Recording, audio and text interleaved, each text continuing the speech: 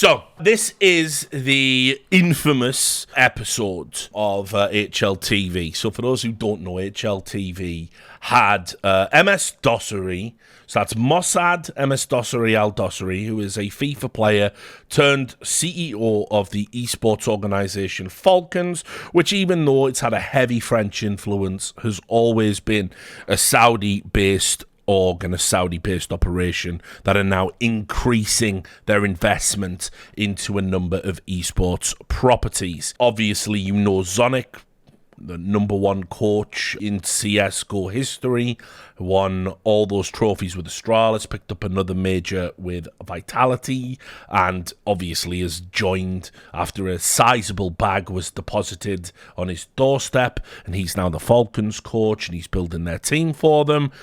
And Professor and Striker are the other two people that do the HLTV Confirmed podcast. And so, I just want to say a few things going in. Sponge isn't here. Sponge is on holiday in Australia, right? And to be fair to him, he hasn't been on, I think, the last couple of episodes. I'm not a religious watcher of HLTV Confirmed, but I just want to point out that Sponge wasn't on this episode, but he wasn't on the previous episodes. Now, listen, they have the internet in Australia. I know you find it hard to believe. I think he could have been on these episodes, but if he is taking a complete break, I totally get it. We all have to do it from time to time. But I'm also just going to say, it's just as equal he's a fucking coward and didn't want to be around when there was difficult questions being asked about Saudi, or he wanted to not look like a super shill and just a regular common or garden shill. So whatever, you know, it is what it is. I'm probably, in all honesty, he just didn't want to do it. He's in Australia. They do the podcast at a weird time, so he just wasn't on it. But you can draw your own conclusions. So he was on the last episode, was he? And he did get up at 2 a.m. to do it. Well, that's just further evidence, isn't it? I'm not saying one way or the other. You can draw your own conclusions. The other thing I want to say is, whenever you talk to people that are doing something potentially wrong, or there are criticisms, a lot of journalists, not everyone's built to ask the difficult question. Now, I had a long history of doing it. There's a wicked video out there somewhere of me grilling some guy. One of the guys who ended up at Astralis, funnily enough. He used to be a tournament operator, and he ran a tournament called The Experience. I believe it was in Denmark, and nobody got paid any of the prize money for years. And this guy used to turn up to Danish events, and everyone would be like, "Where's my fucking money at?" And he'd be like, "Oh, so sorry, so sorry." So anyway, because I knew him from back in the day, because I used to go to Danish events. There's literally a video of me, and as I'm asking him these questions, and basically not just asking him questions, saying these things are fucking unacceptable, so what are you going to do about it? Why don't you pay out your own pocket? Etc. You can just see the sweat patches under his arms growing visibly as I'm absolutely roasting this fucker alive. And it was like people were all like, yeah, that's back when people used to like me in esports. So all the replies on the video and all the replies on the Cadred thread were all like, yeah, fucking go get him. So anyway, not everyone's built for it. Not everyone's built to go in and paxman someone and just fully fucking wreck them with the questions. You did the bad thing. Here it is, right? So I get it. But I want to say that Striker and Prof, they did a good job. It's very hard to do confrontational interviews because the subject can refuse to answer, the subject can leave, and the subject will most likely refuse to do interviews with you again. And for HLTV, one thing they don't do is they don't rock the boat, because all they care about is somehow surviving throughout the entirety of CS and making as much money as they possibly can through that survival. And Nomad likes the status and all that stuff. So whatever, right? We had the #1 website. Who even gives a shit, mate? Digital media is fucking dead as a dodo, but whatever. So I get it, right? But they did a good job here, but as we're going to get to. So we're just going to watch various bits of this. It's not going to be long, because you can see here, they were only on for an hour. We're going to skip most of that, but let me just get into some of these questions here. What are the ambitions and how do you plan to accomplish them? And let's move on to kind of that part of the discussion with Falcons. Right. So I love this because they're smiling about this question. What are your ambitions? Right. What are your ambitions? Well, we all know what their ambitions are. Their ambitions are to use their disproportionate spending power to become the number one esports org in the world by simply buying success in the same way that like Man City bought it in football. You know, that's what they want to do. So okay, all right. Let's fucking explore that. Let's see what they say. Yeah, I think we have a strategy for whole Falcons is to be within. Let me give you a long story short in Falcons and when we started and the whole journey, so people even can understand us more. So we started Falcons, me as a player, in 2018, where I decided to play FIFA underneath my team, and I've won there a major and decided to continue my path as a player in different organizations. Then when COVID hit, I think everyone in the whole world been interested into gaming and the whole industry in general, either businessmen or even just persons who was very casuals and want to do fun stuff. So we decided to relaunch Falcons in 3 phases and with different goals. With the same investors and shareholders that we have currently. Remember that, right? Remember this nebulous term of investor and shareholders, because one of the interesting parts, which we'll get to later on, is that he was very evasive when talking about how Falcons are funded. And obviously that's a key part because we need to know if there's any potential conflict of interest.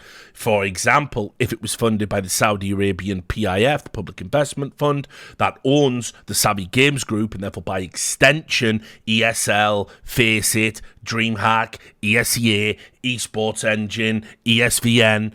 So would they get preferential treatment from the Saudi Arabian entities as a result? And the thing is, we know Falcons get preferential treatment from the Saudis. Why do we know that? Because they were invited to Gamers 8. It was all the top teams in the world, wasn't it?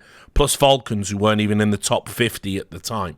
So why do they get the invite? Well, you know why. And we all know why, right? And you know, you can argue, yeah, but don't ESL do the same with the hometown heroes and then they invite EG? Yeah, and that was gross, wasn't it? And we were all up in arms about it. No one was up in arms about Falcons being there for some reason. Can't help but notice that. But a lot of people, a lot of pundits had strong feelings about EG being the hometown heroes, made tweets about how funny it was.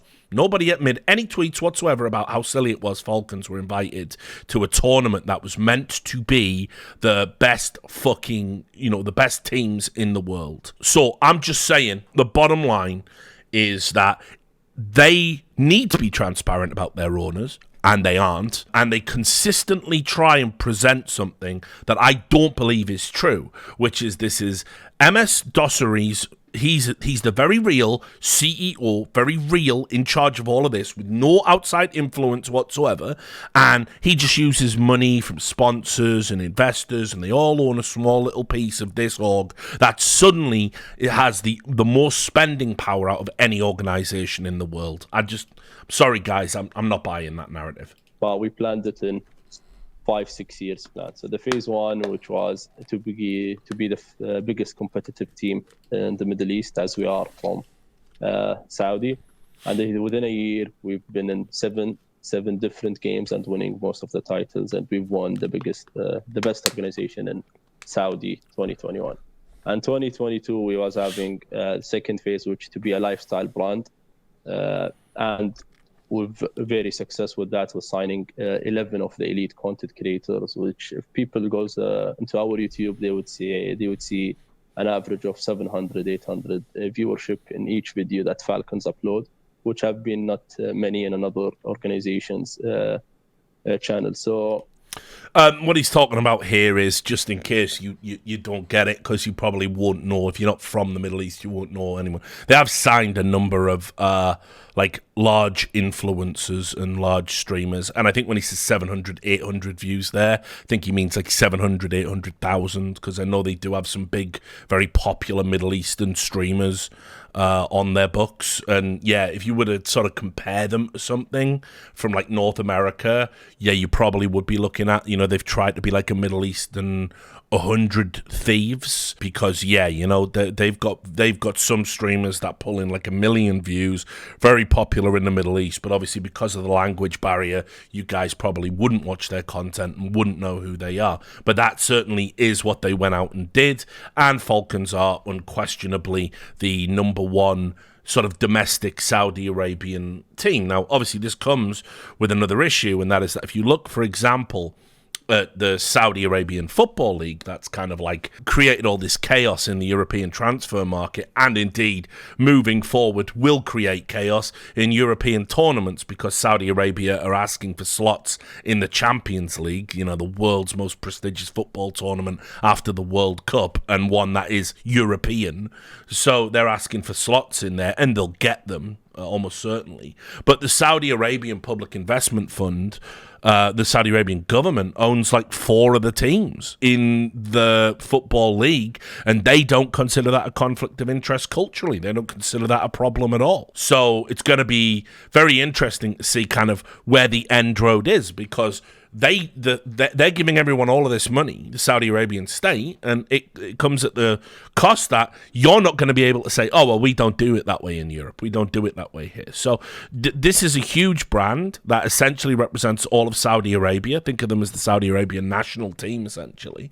But now they are going to be international and coming to all these other tournaments. And we've signed a great sponsor who have been with us since day one, and sponsor that came up lately, and now we have our we'll talk more about the sponsor in a moment thing, but in a good way, that we want to be within 2025 a top 5 team globally, and that comes obviously with Falcons entering the new games such as CS and another games that in a very tier 1, and in my perspective, CS is not the best game as an esport, and it will at least a top 3 game out of revenue and out of the whole format in general. So when we was talking to Danny, we told him that it's at least a 3 years project for you, Danny, to be in as our coach. And we don't want to have any opinions or any pressure by the first year. So just a couple of points on that there. Obviously, he says, I don't think CS is the best esport. It's like top 3 maybe. I don't know by what metric he's measuring that. I do know that they think they have a lot of love for Dota. In fact, I think Falcons just announced their Dota team today. I think Crit is on it. Amar the Fucker is on it. So they've got some good players on that roster, although, internationally, I don't know how good it'll do, but we'll wait and see. But obviously the Dota circuit now is hugely important to Saudi Arabia, because Valve have pulled out of the DPC. ESL repurposed Dream League to essentially be a qualification league for the Riyadh Masters.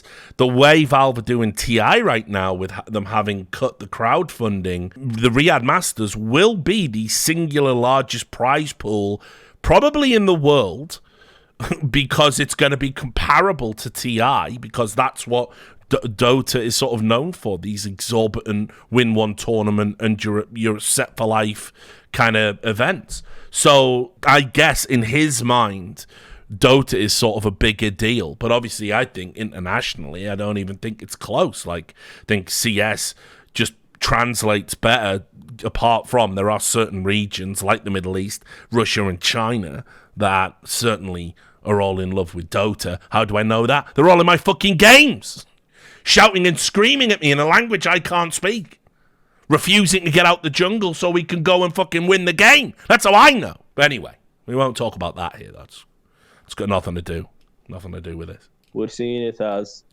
a very long-term thing where Danny and Lars can build up all of our teams, and in general the NDA, the identity that we want in CS. But what we want to accomplish is within the next second and third year together. We've been in CS for 2 years before now, and we know it's not an easy game to be in, and it's a very challenging one.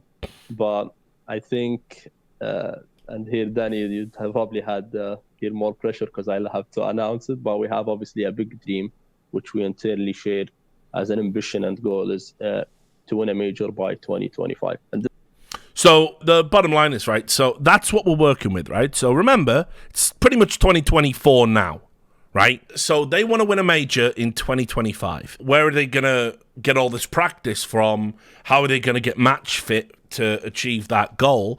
Well, obviously, it's kind of worked out as a bit of a blessing in disguise that their partner leagues are getting kind of collapsed that year.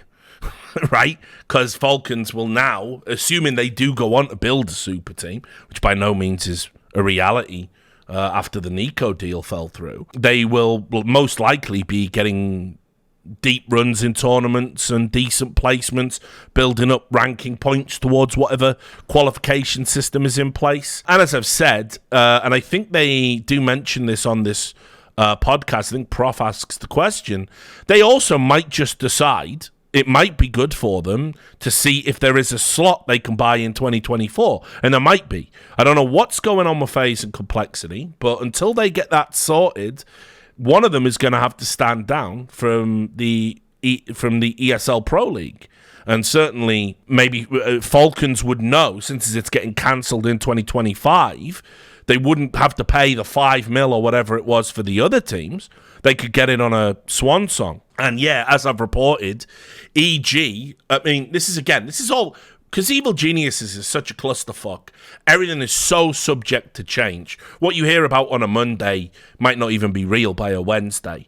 But I had it from multiple sources that because they're in this sort of process of what is essentially a liquidation, they might call it a restructuring, but it has all the hallmarks of the brand being essentially shut down with a view to selling it. And funnily enough, I saw Sir Scoots on Twitter the other day saying, listen, if you are really selling the brand, let me know. I got some friends who are interested in buying it. So, maybe we get the return of Scoots and Alex Garfield and all that stuff, which would be rad. I'd fully champion that. But anyway, it's funny because it was much to throw away detail in the article, and of course HLTV reported it. Richard Lewis says, but apparently, yeah, I mean they're winding it down, and I think the contracts are up in December, and it doesn't look like they'll re-sign a lot of those players. I certainly hope the players didn't find out from me. I'd feel pretty bad about that. But yeah, so the EG slot might very well be up for grabs as well. They might need a replacement team. And this is another reason why the conflict of interest thing fucks me off. Because why should it necessarily be Falcons? But it will be. So if a slot opens up, they'll be in the team for sure. There's also some other stuff going on, which I can't really talk about right now. But there is another team under investigation for kind of dodgy ownership, potentially, for a potential conflict. And if it's found that they've obfuscated or lied, there's a chance they could be removed from the league as well. So that's going on behind the scenes. So there's potentially 3 slots up for grab in the ESL Pro League in the old partnered league format. So yeah, it's a right old mess. Anyway, we'll skip to the next part now, which is entitled, Are Falcons Ready to Outspend Others? And as Danny mentioned, if there is a great names and players who's legends in the game, why not if there is an opportunity that have the long-term project? Then I think accidentally I've seen reports that we had him, but the second day it seems not the case. But anyway, as I mentioned, we've been approached by him, but we didn't agree on a personal terms. So remember this. This is all, by the way, this is all just a key detail that just if MS Dossery is telling the truth, by definition, Nell's report is wrong. Because remember, they paid the money. So you wouldn't pay the money before you agree personal terms. It just wouldn't work that way. You don't pay to have the right to negotiate the contract with the player. That's dumb. That's not how that works. So he said that they couldn't agree personal terms with Nico. So in other words, Nico potentially fumbled the bag, right? So if we are talking, and I'm being frankly as much as not everyone have been. If we have been spending by 2x or 3x, it's a life career for everyone. And if I was a player at that time, I would be jumping in. But what's important for us is how exactly the other players believe in our project and how exactly they are being too competitive to jump into the boat since day one. We don't care about that. Anyone, I mean, in general, not what you're talking.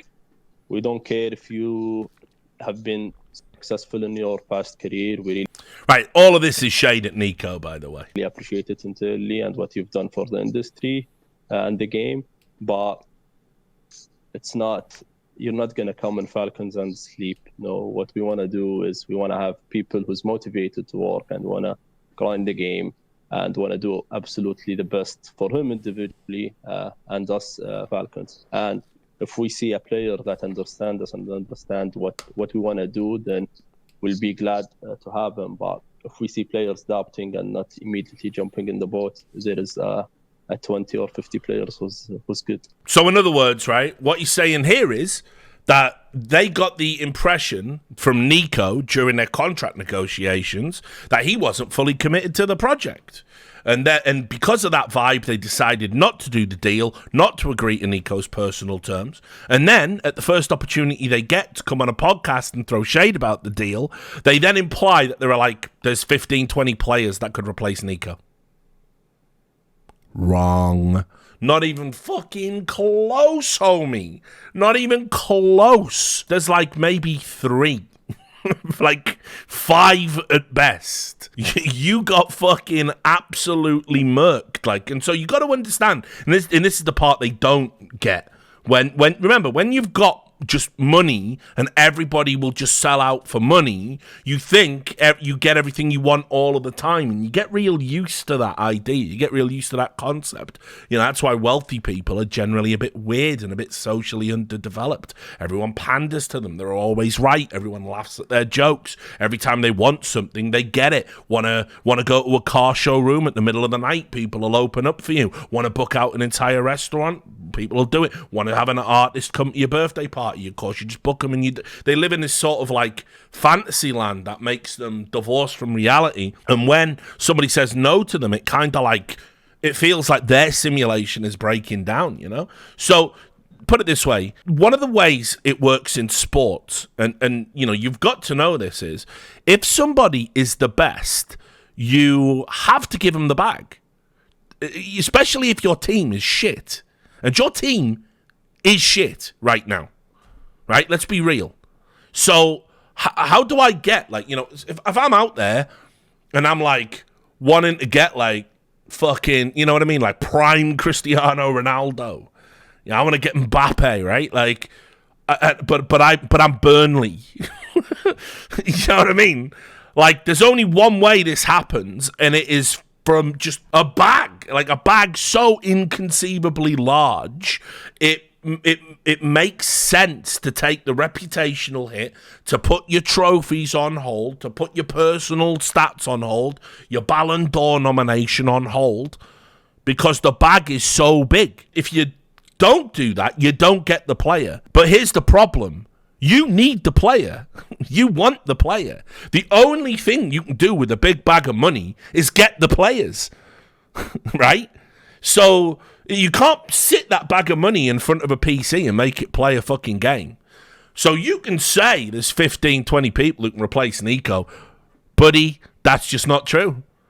And in fact, I'm thinking of all the people you could potentially sign right now with your big bag of money that might be willing to come, that could actually fill Nico's place in the team, and I'm struggling. I'm really struggling. Not to speculate, because this isn't really the purpose of reviewing this podcast. It's not to talk about the transfers, but while we're here, I mean, put it this way, right? You're not getting Munasseh now. Let's assume that.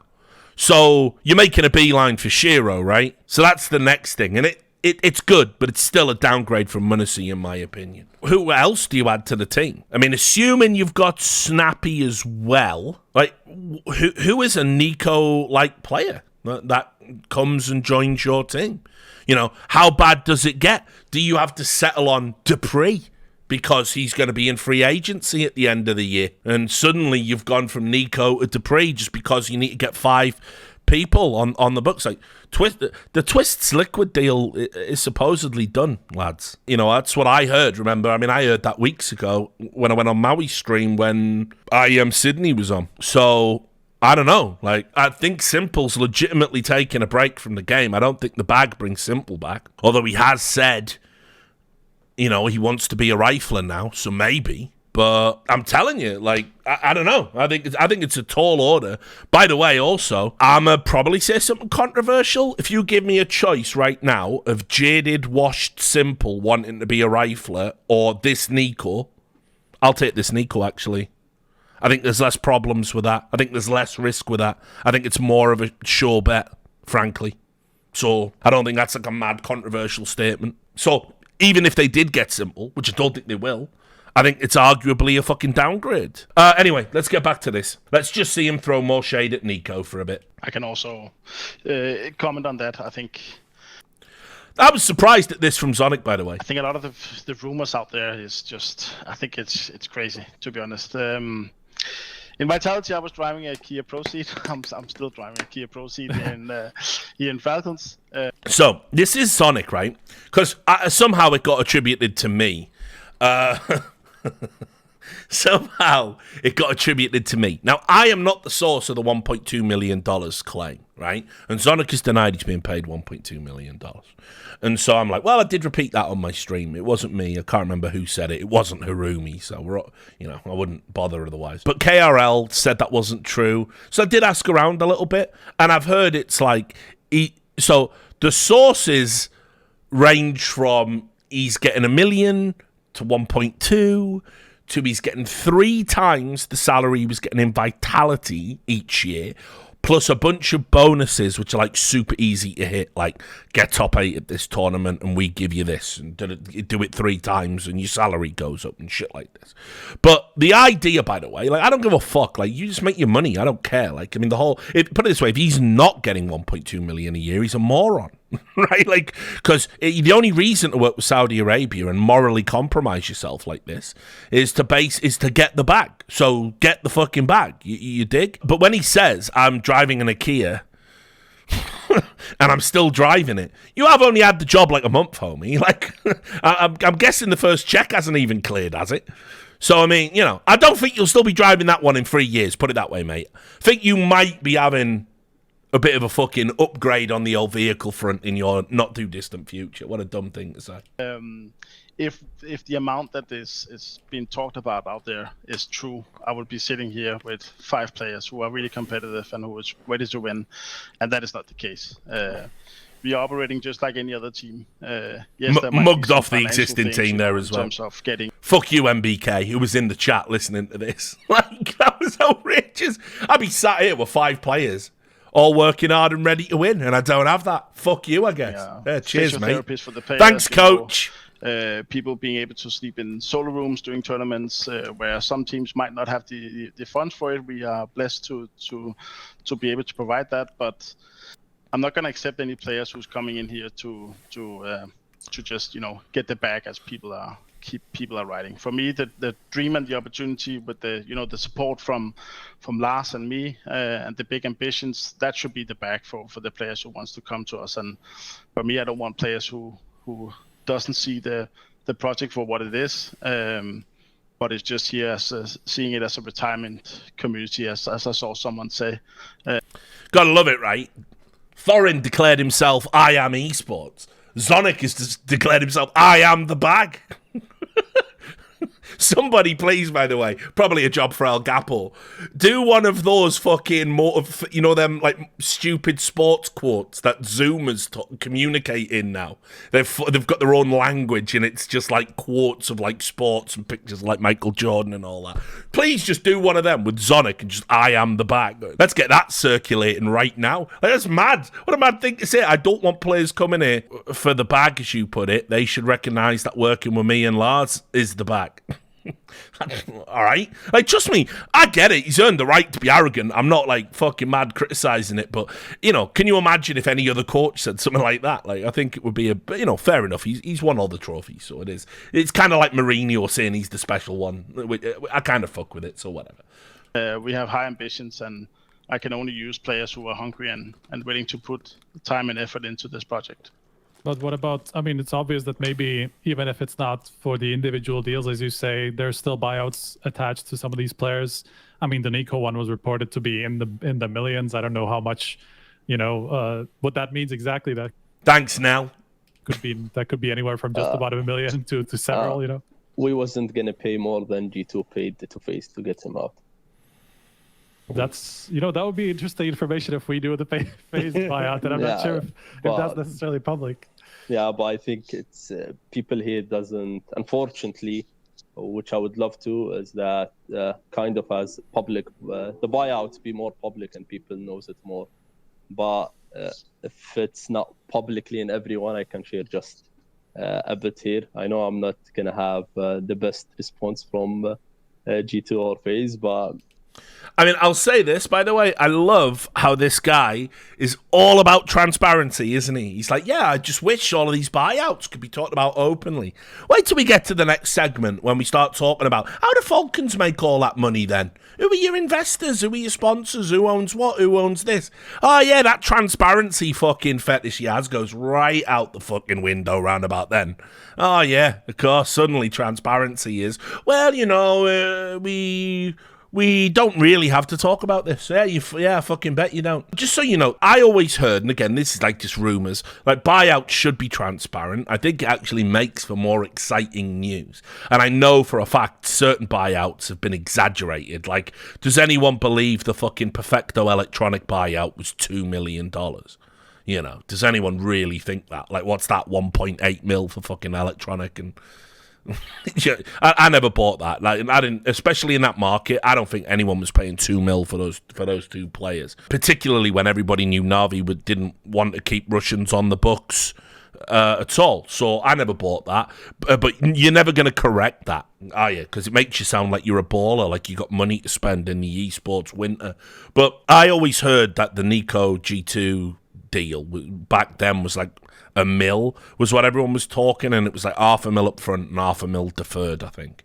So I don't know, but so if he's saying it's $1 million, the number that was rumored that everybody left out of their reporting was $3 million. That's what Nell was alluding to when he said in the millions. It was meant to be $3 million is what everyone's saying Nico was going for. That's what I heard. The reason people don't commit to being transparent with the numbers when you're a reporter is that, like, you might get told in like a meeting it's like, oh, it's about $3 million, and then your source might say it's 2.8, and that level of specificity outs where it comes from. So generally journalists are on the side of caution and don't give the precise number. But to just say millions was purposefully vague, but everyone was saying it was $3 million. Now, if what Mossad's saying is true here, it was $1 million. So, $1 million that was never paid to G2.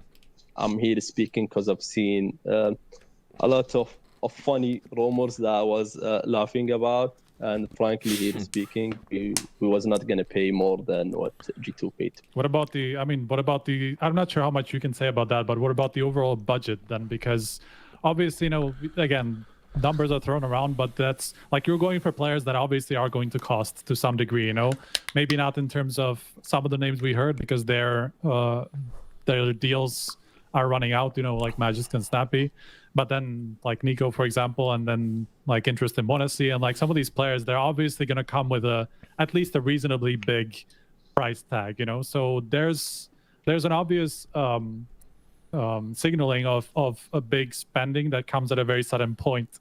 So I'm curious about that part, why now and how suddenly you have that at your disposal.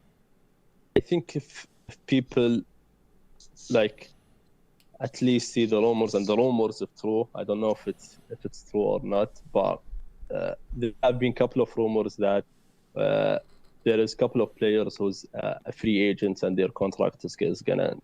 And if we have this big budget where we can get whatever we want and the best player we want, we would have been targeting maybe another segment or another teams and being more aggressively. And it's not secret that everything in CS be leaked before it's announced officially.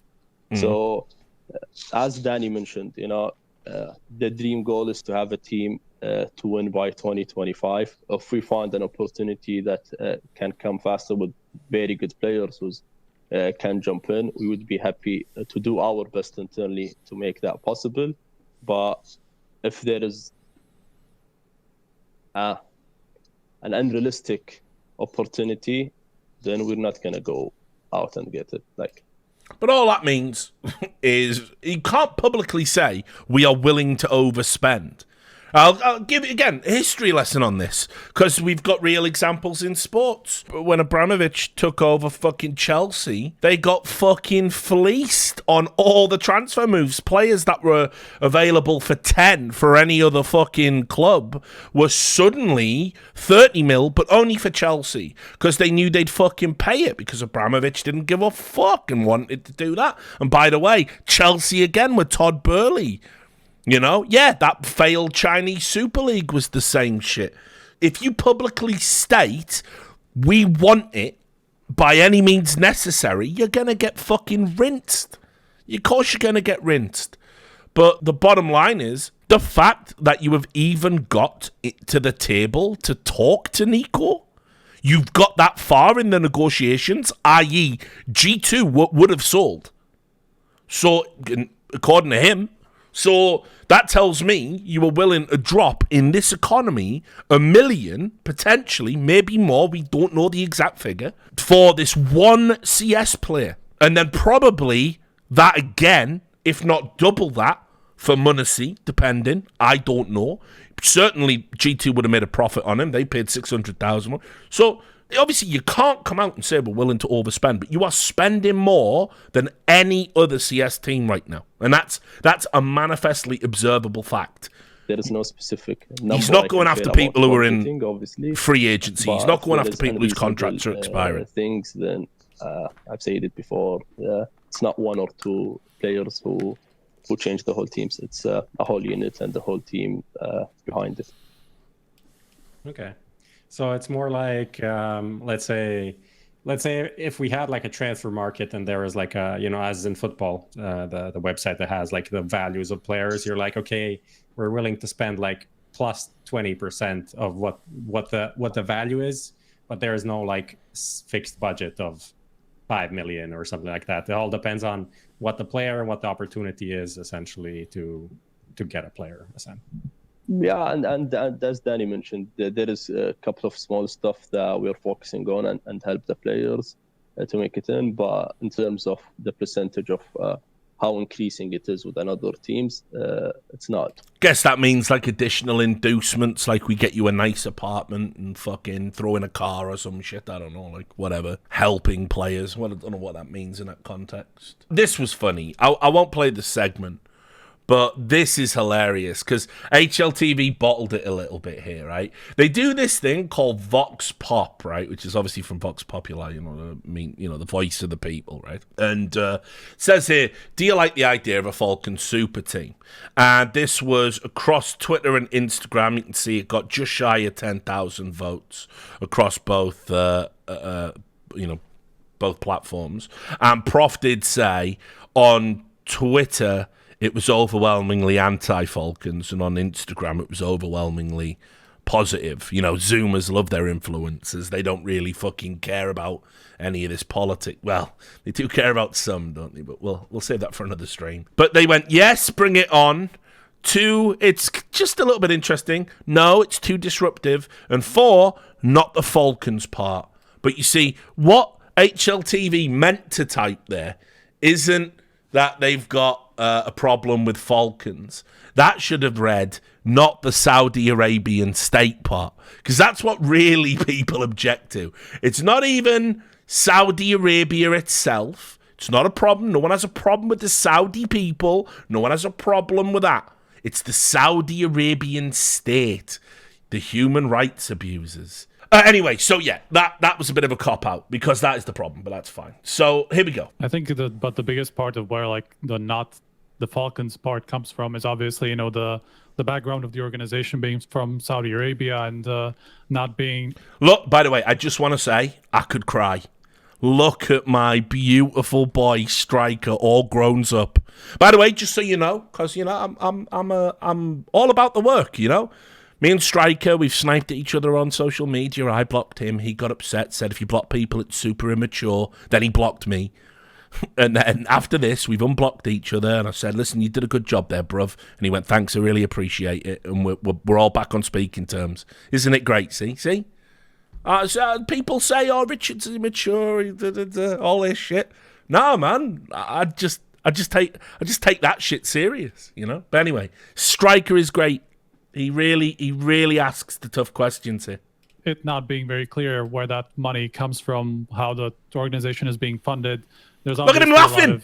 a lot of, concern about Saudi Arabia as a government. Its human rights abuses and that poor record. So that's the part where people have the concerns from, and I think that they connect that with Falcons as a brand as well.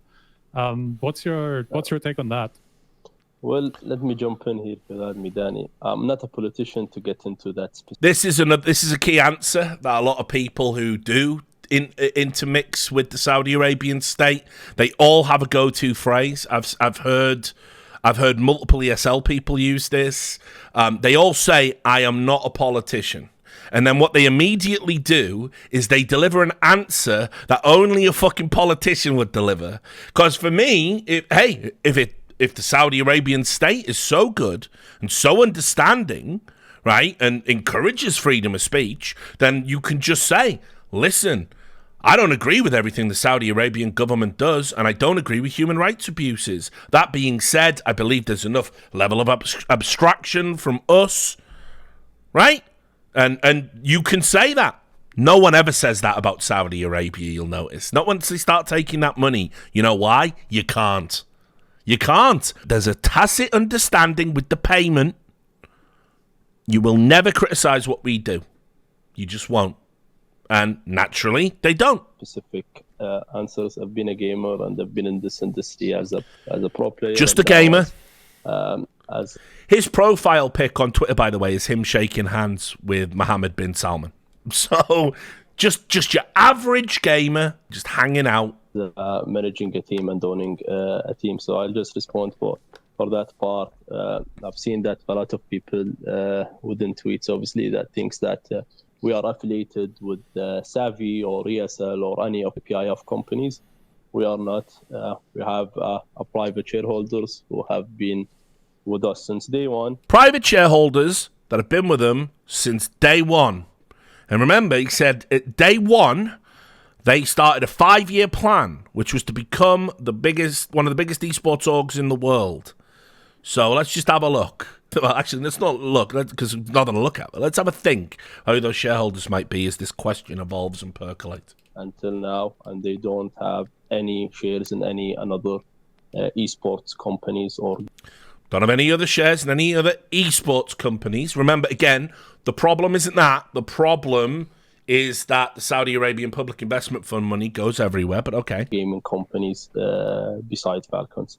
So we don't have any things that to do with Savvy. We are just located at the same country.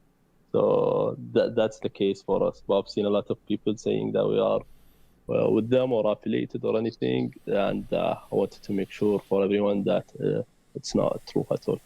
Is there nothing? Yeah. Is there no ties to the PIF in general, to the Public Investment Fund? It's nothing. He says here, nothing. No ties to the Public Investment Fund at all. Okay. I was literally about to type in the chat, and this is what I mean. This is why I nearly got a tear in my eye. I think it was. Well, we'll see who it is. But one of them actually said exactly what I was going to type. So they're on point. That's all. The same shareholders that have been with us since 2020. They are still with us. No how. See how the story is already starting to unravel? Shareholders that have been with us since day one. Well, you said you were founded in 2018. That would be day one. Now it's shareholders that came in 2020. Well, 2020 is a significant date, right? Because... So it's 2016. Mohammed bin Salman announces what is called the Vision 2030 project. What is the Vision 2030 project? It is a vision essentially to uncouple, right, to uncouple the economy and the future of the Saudi Arabian country from oil dependency, because obviously we're locked into this sort of fucked up codependent relationship. The rest of the world is reliant on the oil producing nations, right? So they can set prices, they can drill oil, they can create natural catastrophes and all sorts of problems if they don't overproduce. And this is why being an oil producing nation gives you all this cultural capital, right? But equally, they are dependent on countries buying the oil. And what is happening now, we are witnessing, and it probably won't happen in my lifetime, but some of yours, but you will get to see it. You will get to see the end of oil as we know it, and they know it, and Saudi knows it. And Saudi, they still want to be a powerful nation, and they still want to be an influential nation. So they know they got to take all this money they've got now, and they have to put it in to anything they can that might keep them having influence. So what do you buy? What has global export value that isn't a tangible good? Well, let's start thinking about it. For starters, entertainment. Everybody wants entertainment. Everybody wants a big summer blockbuster movie. Everybody wants a streaming platform. Everybody wants a new video game. Everybody wants a fucking, right? So they put the money into that because that's always going to yield returns. You put it into sports. Everyone's going to want sports. Everybody wants to watch football. Everyone wants to see the best players. And so what they are doing across the board is essentially buying up everything. Formula One, golf, soccer, all this stuff, right? And it's not going to stop there. They're wrestling, right? It's not going to stop there. They're getting the World Cup. They want to be in the Champions League. They're going to get all the prestigious events. And crucially, this has a feedback loop. What does it do? It creates jobs in all of the sectors they buy up domestically. Now, why is this important? Well, one, it helps the economy. Job creation, obviously, is super important. Here's something you might not think about. Saudi Arabia has an incredibly young population. It's ridiculous. Why? Because they like to have kids. They have big families. And so you have lots of young people generationally now coming through that look to the West with some curiosity. They like aspects of our culture. They like aspects of our entertainment. They want to work in a cool, tech sector, for example. They want cool jobs. Now, what do young people also do? Young people also, when they are disgruntled with systems, they're the ones who take to the streets. They're the ones who rebel.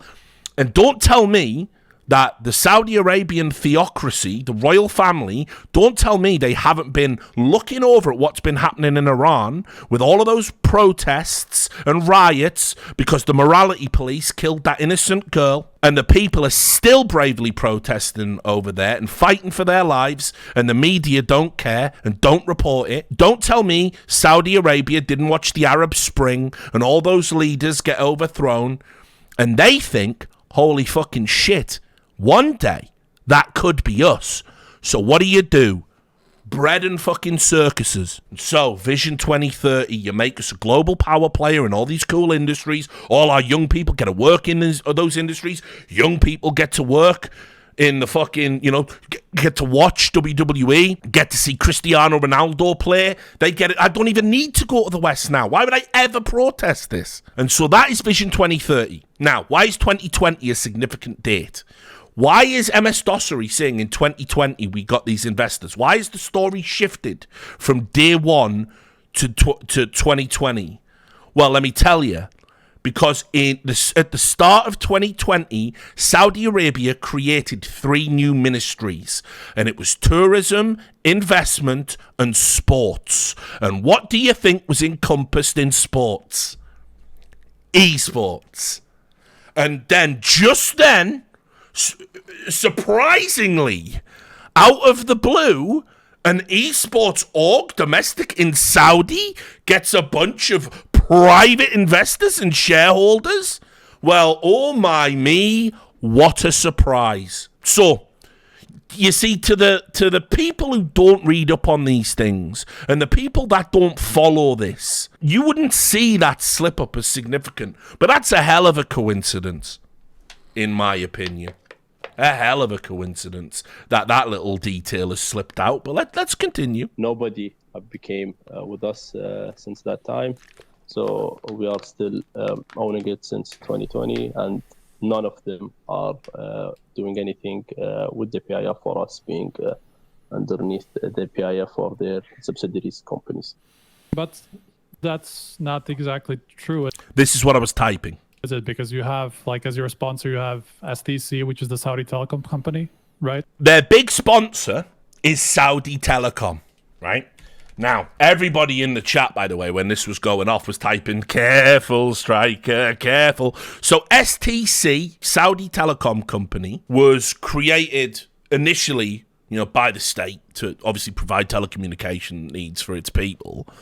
Then it was essentially made public. And so some of the big purchasers of shares, go figure out who they might be. The person who runs the company is Mohammed bin Khalid Al Saud.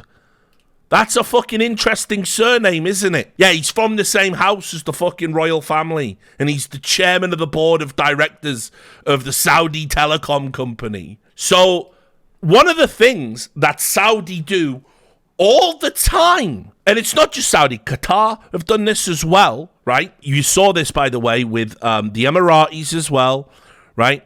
What you do is when you need to put money into something, but you're worried that our delicate Western sensibilities will be upset by conflict of interest or, in football, financial fair play rules, what do? You put your money into a sponsor, you put it into a separate company that then sponsors the entity you don't want to directly fund. But you control the sponsor, and the sponsor overpays for the sponsorship. This has happened so many times now in business, right? And it creates this fake layer of abstraction between the entity and what you want to fund. And we've seen this with airlines, with like Man City. They're doing it with Newcastle right now, kind of the last straw for me with the club. And obviously this is, it looks like this here. I'm just saying. I'm not saying it is, because, I don't want to ever make claims I can't substantiate, but it has all the hallmarks of that. Yeah, And isn't that owned by the PIF?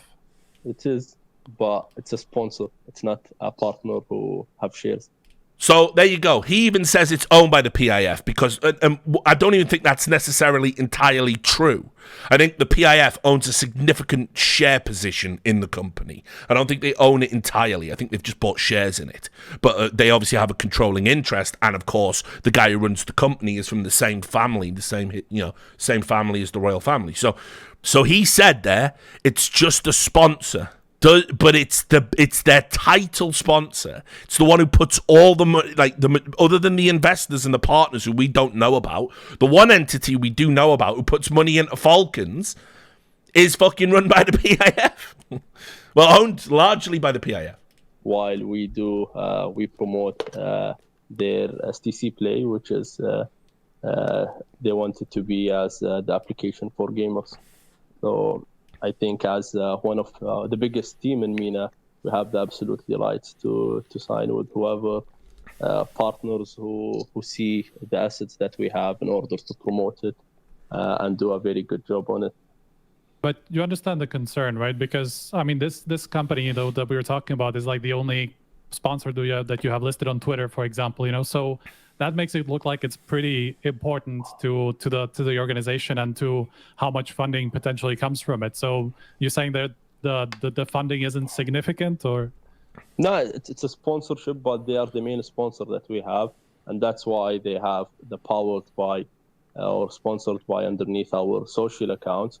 But we have another partner, which is Your Page. It's an online bank transfer, and we have a Dose Cafe, which is a coffee place in Saudi and in the region. And we have Movie Cinemas, which is the biggest cinema screens in Saudi. Right, hang on. I haven't even looked up these companies because I didn't do it when it was like Movie, MUVI. All right, so MUVI was founded in 2019. There's no way a cinema company founded in 2019 doesn't fall and gets a $218 million investment for an expansion plan 2 years later. There's no way it doesn't fall under the auspices of the of the Saudi government. I'll keep researching that, but I'll wager there's some sort of crossover tie with AMC cinemas as well, which is news to me. But anyway, I'll guarantee all of those businesses are in some way connected to the Saudi Arabian state. But Thanks for allowing me to promote that.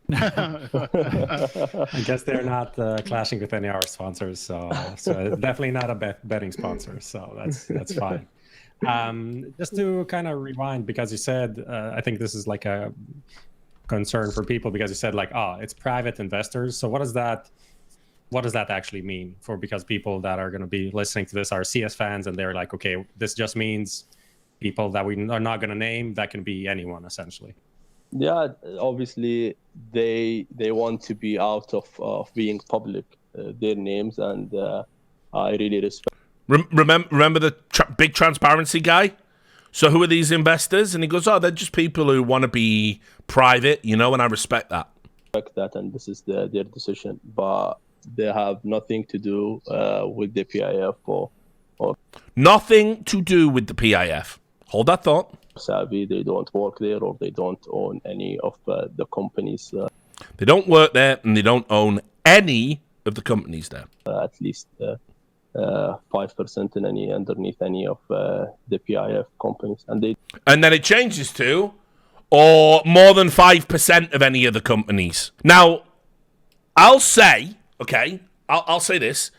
I do know that in football you do get owners that own. I think 5% might be the cutoff internationally. It might be as high as 10% in some leagues.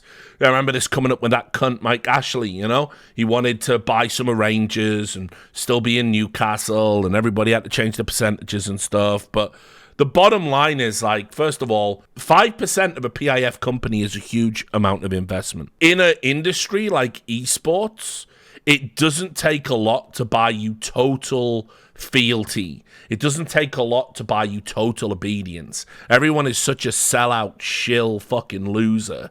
Like, you can, like I say, you can buy shit for goodie bags. So for me, I would be thinking, ultimately, some of those names that suddenly all transparent MS-DOSery doesn't want you to fucking, know about, right? Some of those names are going to be tied somewhere along the lines with the PIF fund. In fact, I would be astounded, and Prof asks this question in a moment, I would be astounded if one of those private investors isn't a member of the Saudi Arabian royal family themselves. It seems insane that it wouldn't be. But, okay. They don't even have any shares in any other gaming company. In general, but as much as any another organization, they all have a private investors that they are not announced, or they wish to not be announced. Yeah, just to ask like this, because this is the rumor that. Just before we get to this rumor, I do want to say, if this was any other esports org participating in Valve tournaments, which is what they want to do, and we'll see how real Valve are. There is a requirement to compete in a major or to compete in any Valve tournament, and I'm pretty sure ESL mirror it. It's just they don't really have a particularly strong investigative arm. You have to disclose all ownership interests. That is a thing you have to do. This is how we ended up finding out that, Kirby owns a piece of this, and Cold Zero owns a piece of that, and Taco owns a piece of that, and Fallen owns a piece of that, and Zeus owns a piece of that. Right? That is something that you have always had to do in Valve tournaments since like 2016. Since when the big play in 2016, if you remember, was to try and own multiple teams, because then and only then could you really start thinking about making money. And if you remember, Refresh started out that way. Nicola Naom's design, Heroic, bring back Astralis. You had the other one, I can't remember, Norse or whatever, that fucking fell by the wayside. Obviously, Godsent for Sweden, and you were going to own all of that. ES Force, SK Gaming, Na'Vi, Virtus Pro, all owned by the same people. And it was me, I was out there, wasn't I, on the front line, saying we can't fucking let this happen, exposing them at every turn. And in the end, Valve turned around and said, right, everyone's got to disclose who owns what, and we went away from that model. So, are Falcons going to have to do that? I will tell you, Falcons will not have to do this. I do not believe anybody is going to deny them entrance to a tournament because of their refusal to disclose who owns them. But they absolutely should, because that's been the standard for years. But you watch. That I got, so you can just say yes or you can deny. It's the rumor is that the org was funded by Prince Faisal through a I would say like a mutual friend, essentially, who is also like connected to the Saudi government. So is there truth to this? No, that's not true. Prince Faisal is, just to let everyone know, he's the chairman of Saudi Sport Federation. And this is absolutely not true. We've been in 2018, and the goal thing for Falcons was me being representing the team while I was playing. And I decided to stop the project because the industry wasn't good enough at that time in our region. In 2020, I think there was a really great pollution, people in the industry seeing it gaming as the new thing in terms of business. And if that was the case, why would it be now? I think that's a question I would love to hear. I would love to see the answer from people. Like there was... This is hilarious because he goes, why would it be now? Okay, right. Well, why would it be now? Okay, well. So here's why it would be now. Here's why now. Specifically now. You go and you look at articles like this. Okay, and again, I don't think there's anything else we have to listen to in the podcast, right? So we can sort of end it there. Good job, Prof and Striker once more.